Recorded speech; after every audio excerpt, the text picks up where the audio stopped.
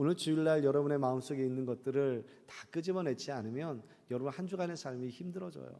그것이 별것 아닌 것 같지만 시간이 지나고 쌓이고 또 쌓이면 나중에는 치울 수 없는 정도가 됩니다. 우리가 지난주 우리 부목사님과 함께 교회를 좀 돌아보면서 저 구석에 있는 우리 주차장 저 구석에 있는 곳을 청소를 하는데요, 엄청난 많은 양의 쓰레기가 나오더라고요. 또 멀리서 볼 때는 별것 아닌 것 같았는데 가까이 가서 보니 정말로 많이 있었고, 그리고 그걸 담다 보니 자루가 몇 개가 더 나오더라고요. 그래서 생각보다 많은 것이 쌓여 있구나. 그리고 또 우리 이제 집에 돌아가실 때 우리 저쪽 바깥 철문으로 나가시잖아요. 그쪽에 소파 하나가 있었는데 그것을 치우고 나니까 이제 큰 그 망치를 들고 오늘 목사님이랑 아침에 이제 그걸 부셔서 다 치웠습니다만, 치우고 나니까 그 뒤쪽에 보니까 또 먼지가 잔뜩 쌓여져 있더라고요. 우리가 알지 못하는 가운데, 우리가 생각지 못하는 것 가운데, 우리의 영혼 가운데도 쌓여져 있는 것들이 있습니다. 그것들을 털어내지 못하면 늘 그것들이 우리의 발목을 붙잡고 우리가 하나님 앞에 나가는데 걸림돌이 되어집니다. 사랑하는 성도 여러분, 우리의 마음속에 있는 것들, 우리의 영혼 속에 있는 것들, 그리고 또 우리의 삶 속에 있는 하나님과 반대되는 것들이 있다면 그것들을 날마다 깨끗하게 청소하시는 저와 여러분들이 되기를 간절히 소망합니다. 지난주까지 말씀을 보면서 야고보서를 함께 나누며 믿음과 행함이라고 하는 것, 그리고 그 가운데 기도가 중심이 되어야 하며 또 기도를 통하여 우리의 삶을 실질적으로 살펴보는 내용들에 대하여 지난 몇 주간 우리가 함께 살펴보았습니다. 오늘 여러분과 나누고자 하는 말씀은 이제는 그것보다 좀 더 거시적인 사건 속에서 우리의 삶 속에 하나님이 어떻게 역사하시는가, 우리가 그 부분을 조금은 살펴보고자 합니다. 오늘 출애굽기 1장을 함께 읽었습니다만 출애굽기는 창세기 다음에 나오는 책입니다. 그래서 야곱의 자손들이 애굽 땅에서 노예 계층으로 살면서 400여 년 동안 70명에서 약 200만 명으로 인구가 늘어났고, 모세라고 하는 지도자를 통하여 애굽의 왕 바로에게서 벗어나는 장면, 그리고 광야까지 나오는 장면을 기록한 글이 바로 출애굽기라고 말씀드릴 수 있습니다. 창세기는 3분의 2 정도가 한 개인의, 한 집안의 이야기를 기록하였다면 출애굽기는 이 집안을 넘어서서 공동체, 민족에 관하여 그 역사를 기록한 것이 바로 출애굽기입니다. 창세기에서는 하나님의 창조와 그리고 또한 민족의 출발점 아브라함과 그 자손에 관한 이야기를 기록하였다면, 아브라함은 이삭을 낳고 이삭은 야곱을 낳고 야곱은 요셉을 낳았다고 하는 그 기록 속에서 창세기는 끝이 맺혀집니다. 그리고 그 말미에 보면 요셉이 관에 들어갈 때 내 해골을 메고 내 조상의 땅으로 올라가라, 이렇게 표현을 하고 있습니다. 영광스러운 조상으로 애굽에서 최고의 영화에 만족하지 않고 보다 더 영광스러운 나의 선조가 있는 곳으로 나를 끌고 가다오 라고 하는 마지막의 유언으로서 창세기는 마무리가 되어집니다. 이것이 요셉이 가지고 있었던 마음이라고 한다면, 과연 요셉은 자신의 조상이 뭐가 그렇게 영광스럽다는 것일까요? 그렇게 생각하는 이유는 무엇 때문이었을까요? 사람의 인생의 순환이라고 하는 것을 보면 어린아이가 자라서 우리 일상에서는 학교를 가고 학교를 졸업하고 대학을 다니고 대학을 졸업하면서 직장을 얻고 그리고 결혼을 하며 또다시 아이를 낳고 살아가다가 인생이 끝나는 것이 대부분의 인생일 겁니다. 그런데 이와 같은 인생이 10년이 전, 20년 전이든 100년 전이든 크게 다르지 않단 말입니다. 그럼에도 불구하고 이런 인간의 삶 속에서, 인간의 이 순환 속에서 요셉은 자신의 선조의 삶이 뭐가 그리 영광스럽다고 한 이유가 과연 무엇이겠습니까? 창세기가 보여주고 있고요, 출애굽기가 보여주려고 하는 것은 하나님의 택함을 받아서 살아가는 인생이 영광스럽다라는 것입니다. 대단한 일을 해서가 아니라 지극히 평범한 인생 속에서도 자녀를 키우며 아웅다웅하며 살아가는 그러한 삶, 단돈 몇 달러에 마음 아파하고 힘겨워하는 그런 삶이라 하더라도 하나님을 찬양하고 그분으로 기뻐하는 인생이야말로 비록 거창하게 보이지는 않는다 하더라도 하나님이 기뻐하시며 하나님 앞에 그러한 삶이 영광이 될 수 있다라는 것을 보여주고 있는 것입니다. 바로 요셉이 그와 같은 마음을 품었던 거죠. 창세기에서 아브라함의 삶이, 그리고 그들의 자손의 삶이 뭐 그리 대단합니까? 오히려 다른 민족들의 이야기가 훨씬 더 스펙타클할 수 있습니다. 하지만 그러함에도 불구하고 요셉의 중심과 그 마음속에 있었던 것은 하나님의 택하심이 있는 한 가정의 삶이었고, 그 가정의 삶이 민족으로, 공동체로 바뀌어져가는 그 모습이 하나님이 기뻐하시는 것이라는 겁니다. 아브라함을 보면 그래도 아브라함은 하나님을 경험했습니다. 그렇죠.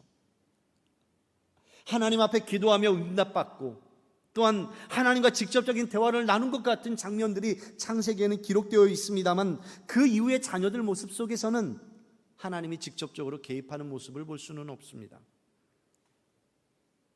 또한 창세기와 출애굽기 사이에는 긴 시간이라는 공백이 있지만, 이 시간 속에서 하나님께서 그러면 어떻게 이들에게 역사하셨는가, 그것을 살피기는 쉽지 않습니다.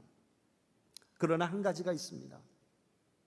하나님의 보호하심이 있었다라고 하는 확신을 가질 수 있는 것은 바로 이 민족의 인구라고 하는 것입니다.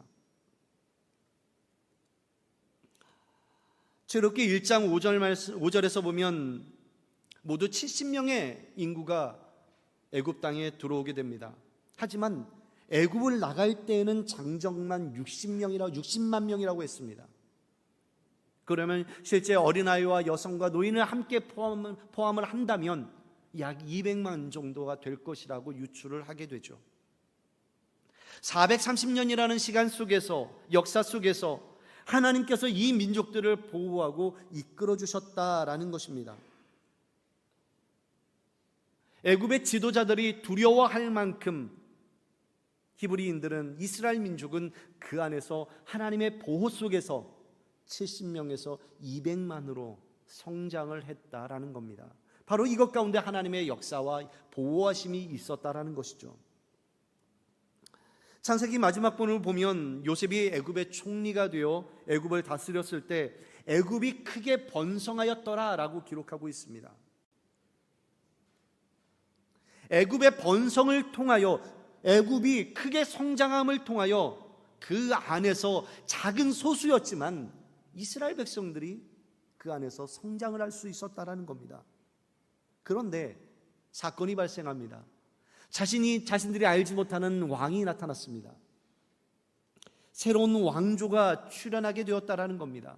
원래 다스리던 민족이 사라지고 다른 족속이 이 애굽 땅을 다스리기 시작한 겁니다. 이것에 대해 정확한 기록들은 없습니다만, 축복을 받았던 민족들이 이제는 공포의 대상으로 바뀌어지는 시점이 바로 여기에서 등장하게 되는 겁니다. 요셉이 누구인지를 알지 못하는 그러한 지배층들이 등장하기 시작했던 거죠. 요셉이 이 애굽을 위하여 어떤 역할을 했는지, 어떠한 위치에 있었는지를 알지 못했던 겁니다. 새로운 애굽의 왕은 불안함을 느꼈습니다. 두려움을 느꼈습니다.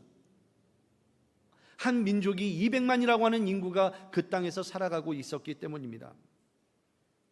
10절 말씀을 보면, 자, 우리가 그들에게 대하여 지혜롭게 하자. 두렵건대 그들이 더 많게 되면 전쟁이 일어날 때 우리의 대적과 합하여 우리와 싸우고 이 땅에서 갈까 하노라. 이렇게 기록을 하고 있습니다. 요셉을 알지 못하는 왕은 그 땅에서 전쟁이 일어나거나 다툼이 벌어졌을 때 이 히브리 민족들은 과연 어디를 택할 것인가, 그것이 두려웠던 겁니다. 상대편에 서게 될 것인가, 그 땅을 떠나게 될 것인가, 이 두 가지 위험성이 존재합니다. 애굽의 왕은 이 이스라엘 민족이 자신들의 땅을 떠나게 될 것이 두려웠습니다. 고대에는, 오늘날은 기계나 여러 가지 이런 메카니컬한 것들이 중요한 힘이 될 수 있습니다만, 고대 국가들은 인구수가 가장 강력한 힘이었습니다.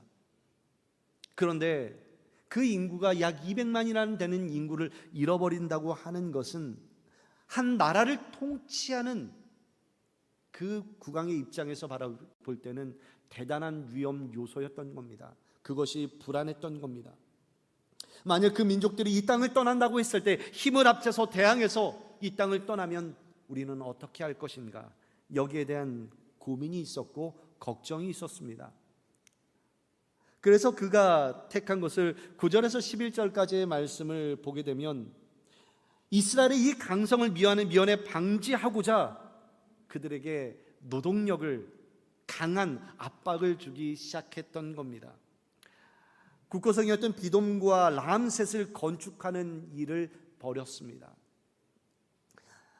그들에게 이 노동을 시키면 그들의 힘이 점점 줄어들게 될 것이다 라고 생각을 했습니다. 강제로 동원되다가 사건과 사고들이 발생하게 될 것이고 그러한 가운데 그들은 힘을 잃게 될 것이라고 생각을 했던 겁니다. 그러나 애굽 왕 바로가 생각했던 이 계획은 실패하게 됩니다. 이스라엘은 학대를 받으면서도 더욱더 번성해져만 갔다라는 겁니다. 그들의 기대와는 완전히 다른 모습을 보이게 되죠. 그로 인해서 애굽 사람들은 더욱더 근심하게 됩니다. 그래서 그들이 생각하는 것은 더 많은 고역, 힘든 노동을 그들에게 주어야 되겠다라고 생각을 했습니다. 13절과 14절 말씀이 그것을 이야기하고 있는데요, 우리 함께 같이 한번 읽어보겠습니다. 이스라엘 자손에게 일을 엄하게 시켜 어려운 노동으로 그들의 생활을 괴롭게 하니 곧 흙 이기기와 벽돌 굽기와 농사의 여러 가지 일이라. 그 시키는 일이 모두 엄하였더라. 그들의 힘을 빼고자 더 고된 노동력을 그들에게 시키게 되었습니다. 하지만 그 일을 막을 수가 없었습니다. 하나님께서 그들에게 주시는 그 번성함이라고 하는 것, 창성함이라고 하는 것을 결코 막을 수가 없었다라는 겁니다. 하나님께서 하시는 일을 그 누가 막을 수가 있겠습니까? 하나님의 언약의 백성들의 그 일을 과연 누가 막을 수가 있겠습니까? 어떤 인위적인 시도도 하나님의 언약을 파기하거나 취소시킬 수가 없었던 거죠. 애굽의 새로운 왕은 하나님의 그 언약을 파기하기 위하여 노예로 그들을 전락시켰고, 그리고 강한 고역을 그들에게 주장하였지만 그 일들이 결코 막을 수 있거나 그들의 힘으로 할 수 없었던 겁니다. 그러면 이것을 사탄의 차원에서 보면 이 애굽 안에서 이스라엘 백성들이 그 땅을 나오게 되는 것을 사탄은 막고자 했던 것은 아닐까요? 하나님의 계획이라는 그 내용을 사탄이 어느 정도 알고 있다면 그들이 그 땅에서 나오는 것, 아니 그 땅에서 사멸되는 것이 어쩌면 사탄의 계략이지 않았을까라는 생각을 해보게 됩니다. 그러나 어떤 방해도 하나님의 역사를 막을 수는 없었습니다. 애굽의 이러한 힘의 논리에 의해도 하나님의 인도하심과 역사는 지속적으로 일어나게 됩니다. 두 번째 계략은 15절과 16절 우리가 함께 읽었던 말씀인데요, 히브리 산파였던 시브라와 그리고 부하라는 사람에게 사내 아이가 태어나면 딸은 여자아이는 살려두고 사내 아이는 모두 다 죽이라는 명령을 내립니다. 학대와 고역이 실패하게 되자 보다 적극적인 방법으로 그 민족이 강성해지는 것을 막고자 했던 겁니다. 사내아이가 태어나면 모두 다 죽이는 겁니다. 여자아이가 태어나면 그들이 취할 수가 있습니다. 애굽화시킬 수가 있기 때문에 사내아이만큼은 모두 다 죽이라고 명령을 하게 됩니다. 왕의 명령은 절대적입니다. 이것을 거역할 수는 없습니다. 당시의 왕은 신과 같은 존재였기 때문에 그것을 결코 막을 수가 없습니다. 하지만 18절 우리가 함께 읽었던 말씀을 보게 되면 우리 말씀 함께 같이 한번 읽어봤으면 좋겠습니다. 같이 읽습니다. 시작. 애굽 왕이 산파를 불러 그들에게 이르되 너희가 어찌하여 이같이 남자 아기들을 살렸느냐라고 이야기하죠. 이어지는 19절 말씀을 우리 함께 보겠습니다. 시작. 산파가 바로에게 대답하되 히브리 여인은 애굽 여인과 같지 아니하고 건장하여 산파가 그들에게 이르기 전에 해산하였더이다 하매.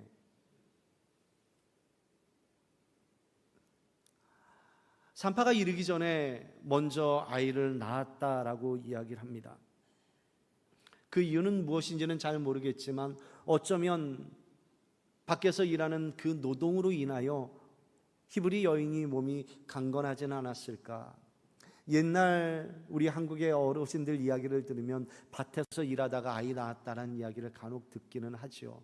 아마도 그런 차원은 아니었을까 그렇게 생각을 해보게 됩니다. 그런데 보다 더 중요한 말씀이 한 군데가 있습니다. 17절 말씀을 보면 우리 앞선 말씀인데요, 이렇게 기록합니다. 그러나 산파들이 하나님을 두려워하여 애굽 왕의 명령을 어기고 남자를 살린지라. 산파들이 하나님을 두려워하여 애굽 왕의 명령을 어기고 남자를 살린지라, 이렇게 기록하고 있습니다. 이것은 자신들의 목숨을 내어놓는 일입니다. 하지만 그럼에도 불구하고 하나님을 두려워했던 히브리의 산파들은 바로 왕의 계획을 그대로 수행하지 않았단 말입니다. 그리고 바로 왕의 계획은 결국은 실패로 돌아갑니다. 바로 왕은 또다시 더 적극적으로 나서게 되죠. 오늘 우리가 읽지는 않았습니다만 마지막 절 22절 말씀을 보면 모든 백성에게 명령하여 나일강에 아들을 던져라, 이렇게 이야기를 합니다. 결국은 이 일을 통하여 모세가 태어나는 과정이 2장에서부터 이어져 나가게 됩니다. 사랑하는 성도 여러분, 오늘 읽은 이 본문 속에서 분명하게 보여주는 것은 애굽 왕과 산파의 대결의 모습입니다. 애굽 왕은 이스라엘 나라의 힘을 약화시키기 위하여 세 가지 계략을 택하게 되죠. 첫 번째는 고역을 주는 겁니다. 노역을 주는 겁니다. 학대를 하는 것이었습니다. 그러나 그것이 실패하였고, 두 번째는 산파들에게 아들을 죽이라는 명령을 내렸지만 그 일들이 실패가 되어졌습니다. 그리고 세 번째는 아들들을 모두 다 죽여라. 산파들이 아니라 자신이 통치하는 그 땅 전부에게 이것을 선포하였다는 사실입니다. 애굽 왕을 세상의 나라라고 표현한다면 산파는 세상 속에서 구원의 대상이 되는 하나님의 백성들을 뜻합니다. 세상 나라의 힘이라고 하는 것은 언제나 큰 권세, 파워풀한 것을 보여주며 물리적인 힘을 요구합니다. 이 물리적인 힘은 언제나 하나님의 나라, 그 구원의 역사를 방해하거나 누르거나 반대편에 서 있는 모습으로 역사 속에서는 등장합니다. 하나님께서 세상을 창조하신 후 죄악은 세상 나라를 통하여 하나님의 영광됨을 해하려 하였습니다. 그리고 창세기 3장에서 어느 정도 성공한 것처럼 보여진 것 또한 사실입니다. 하지만 그 이후에도 하나님의 구원의 계획은 지속적으로 이어져 나가게 됩니다. 한 개인을 택하시고 이 한 개인을 통하여 한 민족을 이루시며 한 민족을 통하여 온 열방에 하나님의 구원의 계획을 선포하고 있는 것이 성경의 말씀인 겁니다.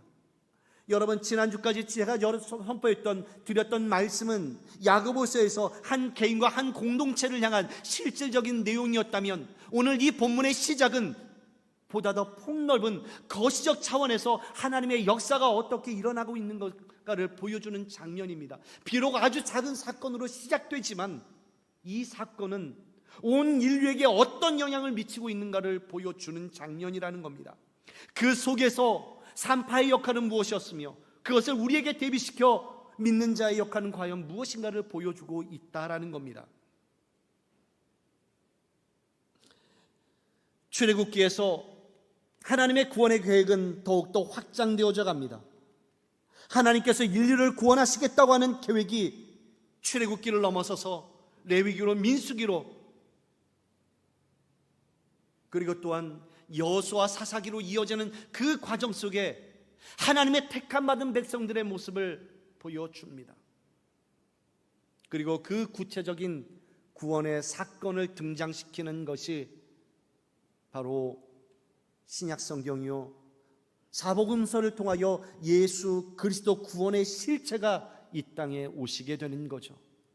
그 구원의 실체를 붙잡고 살아가는 사람들의 이야기가 바로 서신서에 관련된 내용이며, 요한계시록에서 고난과 아픔 속에서도 그 구원의 계획 속에 들어간 백성들이 어떻게 하나님 앞에 구원을 받으며 어떻게 견뎌낼 수 있는가, 그 사실을 보여주며, 마지막 요한계시록 21장과 22장에서는 그 구원받은 백성이 하나님 앞에서 찬양하며 예배하는 것으로 그 마지막을 장식하는 것이 바로 성경의 이야기입니다.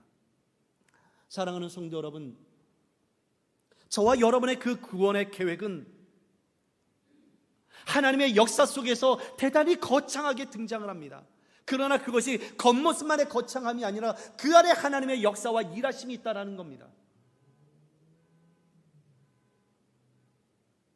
저와 여러분, 그 하나님을 바라보시고 우리의 일상과 삶 속에 하나님의 역사가 어떻게 드러나는가, 그것을 꼭 붙잡는 저와 여러분들이 되시기를 간절히 소망합니다. 우리가 이 같은 내용을 모르는 것은 아니죠. 그런데 우리의 실생활 속에서는 혼돈이 되는 부분들이 있습니다. 어떻게 하면 잘 살아갈 수 있을까? 어떻게 하면 승리할 수 있을까? 어떻게 하면 믿음의 삶이라는 것을 살아낼 수 있을까? 그 고민 속에서 매 순간을 고민하며 살아가야 되는 우리의 일상이 그 안에 들어가 있다는 겁니다.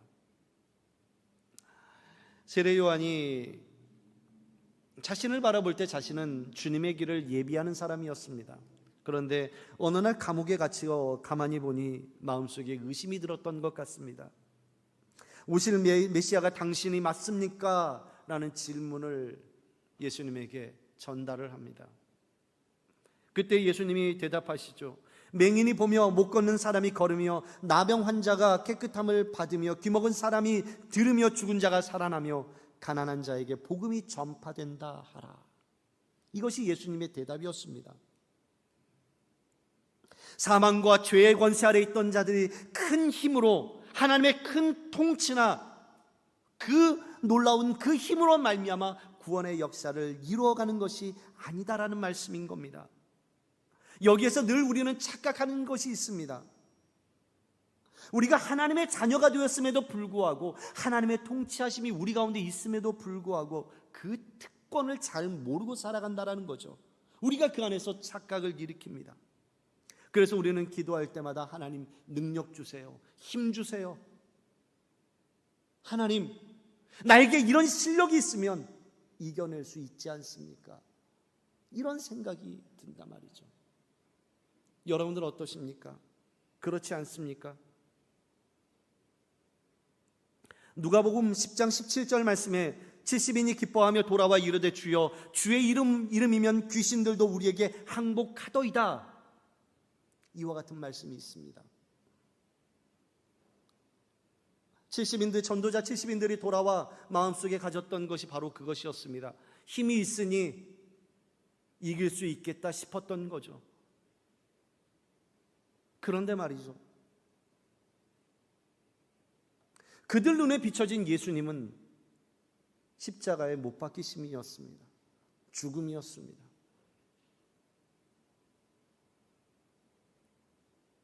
예수님의 기적을 보았던 이 사람들 마음속에 이와 같은 기적의 힘이 우리들에게 주어진다면 우리가 무엇인가 성취할 수 있겠구나라고 생각했던 겁니다.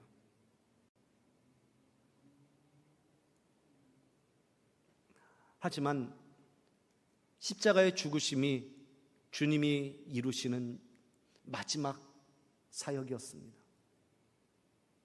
이 땅에서 행하셨던 사역이었단 말입니다. 그것을 보았던, 힘을 원했던 사람들은 예수님의 그 죽으심을 보고 모두 다 떠나버리고 말았습니다. 제자들도 역시 마찬가지였죠. 실망 속에서, 실패 속에서 세상 힘 앞에 굴복되어진 모습으로 돌아갔단 말입니다. 그러나 요한계시록에서 보여주고 있는 1장부터 시작해서 마지막까지 보여주고 있는 한 가지 키워드가 있습니다. 죽임당하신 어린 양이라는 겁니다.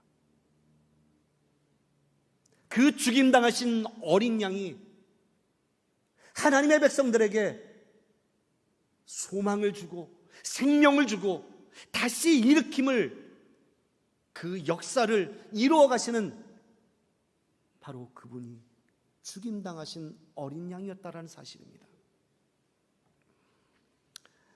오늘 산파가 보여주고 있는 모습이 바로 그렇습니다. 바로왕은 자신의 힘으로 하나님의 일을 막고자 했습니다. 물론 하나님의 일이라고 생각지도 못했겠죠.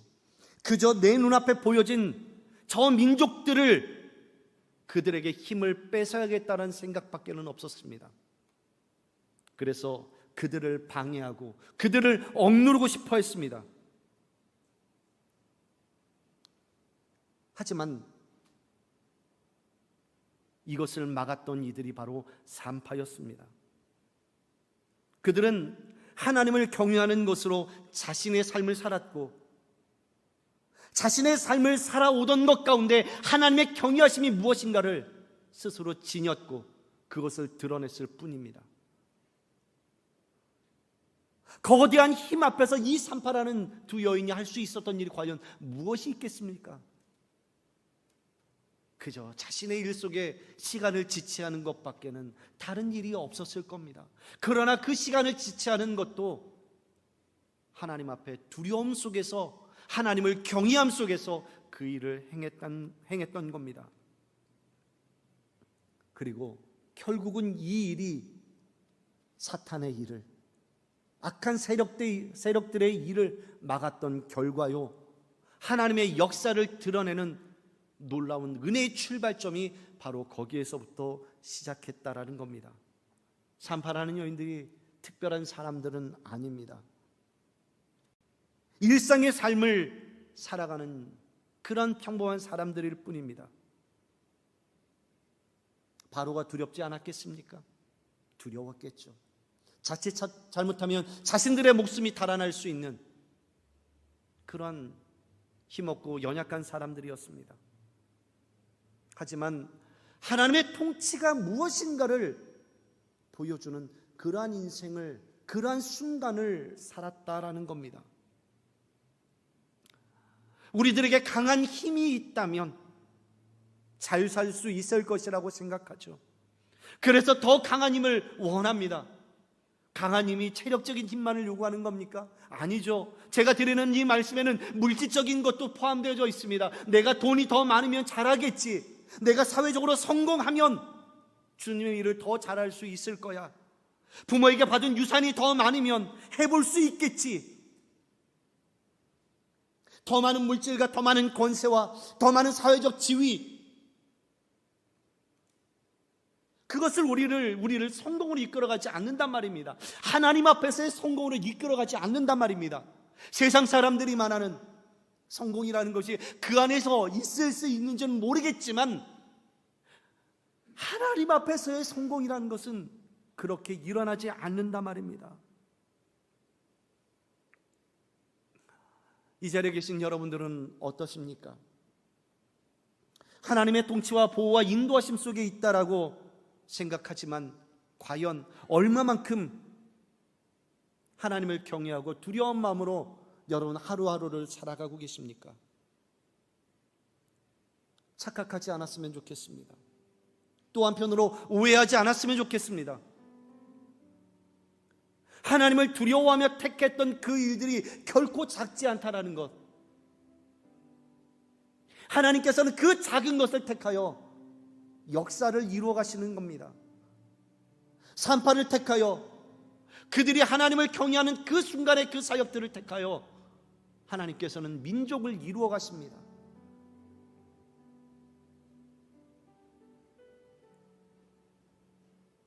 세상의 사람들을 두려워하지 않았으면 좋겠습니다. 세상의 권세를 두려워하지 않았으면 좋겠습니다. 그 앞에서 믿음을 선택하는 것, 살아계신 하나님을 경외하며 두려워할 줄 아는 것, 하나님의 역사가 시작되어지는 바로 시작점입니다. 신앙이라고 하는 것, 믿음이라고 하는 것, 진짜 두려워해야 할 존재가 무엇인가를 아는 것 아니겠습니까? 오늘날 우리가 에스겔서를 지금 함께 날마다 묵상하고 있지요. 에스겔 선지자가 그와 같은 예언을 하고 싶었겠습니까? 예레미야 선지자가 민족이 멸망한다고 하는 예언을 그 개인적으로 선포하고 싶었겠습니까? 늘 좋은 말만 하고 싶지요. 소망되는 이야기만 하고 싶지요. 하지만 그럼에도 불구하고 우리 민족이 멸망한다고 하는, 바벨론으로 포로로 끌려간다고 하는 그 선포를 할 수밖에 없었던 이유는 하나님의 명령이, 하나님의 말씀이 그 안에 있었고 하나님을 두려워했기 때문입니다. 애굽 왕보다 하나님을 두려워하여 왕의 명령을 따르지 않았던 이들, 바로 그들을 통하여 하나님께서는 놀라운 역사를 이루어 가셨을 뿐만 아니라 하나님이 그 산파들에게 은혜를 베푸시고 백성들은 생육하고 번성했을 뿐만 아니라 산파들에게는 하나님께서 그들의 집을 왕성케 하시니라 라고 말씀하시며 그들의 헌신과 그들의 수고에 대하여 보상하시는 모습을 보여주십니다. 우리가 그 보상을 바라여 하나님을 따라가는 것은 아닙니다. 하지만 하나님께서 우리가 수고했고 헌신했고 마음 놓아 내려놓았던 그 모든 것들을 우리 하나님께서는 들으시고 응답하신다라는 겁니다. 그리고 그것에 대하여 하나님께서는 귀하게 여겨주시는 겁니다. 믿음 때문에 내가 한 발짝 물러나야 되는 순간이 있다면 물러나십시오. 신앙 때문에 내가 내려놓아야 되는 것이 있다면 그것마저도 내려놓으십시오. 사람들 눈에는 그것이 약해 보이는 것 같고 패배자 같은 모습이라 하더라도 하나님께서는 그것을 통하여 일하시고 역사하신단 말입니다. 죽임당한 어린 양이라고 하는 요한계시록의 그 모습이 처음에 출발은 패배자 같은 모습이지만 그 패배자 같은 모습으로 그대로 내버려 두지 않습니다. 두 증인이 짐승에게 죽임을 당하지만 하나님이 그 영혼들을 다시 살리신단 말입니다. 죽어야 사는 것, 그것이 우리 복음의 진리인 겁니다. 날마다 새벽마다 우리가 아침에 기도할 때 연세 드신 두 분의 어르신들이 함께 기도합니다. 육신적으로 힘이 없어 보이고 약해 보이지만 하나님을 붙잡고 끝까지 살아가고자 하는 그 모습이 저는 너무나도 귀하다고 생각합니다. 사람들 눈에 비춰져서 모범처럼 보여지지는 않지만 날마다 매 순간마다 기도하는, 하나님 붙잡고 살아가고자 하는 그 심정, 하나님은 그 마음과 중심을 보신다고 저는 생각합니다. 저와 여러분, 나에게 힘이 없다, 내가 연약하다, 육신적으로 이제 젊은 시절은 다 갔다, 그렇게 생각하실지라도 하나님은 그 연약한 육신을 다시 사용하신단 말입니다. 여러분, 모세가 부름받았을 때, 다윗이 왕이 되었을 때 힘이 있는 나이였습니까? 아니요. 젊었을 때 그 힘 있던 시절은 다 지나가고 하나님께서 그때서야 부르시고 하나님께서 쓰시는 모습을 보여줍니다. 우리가 생각하는 연약함이라는 것 결코 연약하지 않습니다. 우리가 부족하다고 생각하는 그 부족함, 하나님 앞에는 결코 부족하지 않습니다. 저 일이 무슨 힘이 있겠느냐고, 저와 같은 일들이 어떤 능력을 발휘하겠냐고 함부로 속단하지 마십시오. 가장 약해 있을 때, 가장 연약하다고 할 때, 가장 낮은 자리에 있을 때 하나님을 찾고 하나님을 만나게 되며 하나님께서 그때에 일하시고 그때에 쓰십니다. 저와 여러분 그 하나님을 바라보시는 복된 하루가 되기를, 그리고 한 주간이 되기를, 매 순간이 되기를 간절히 소망합니다.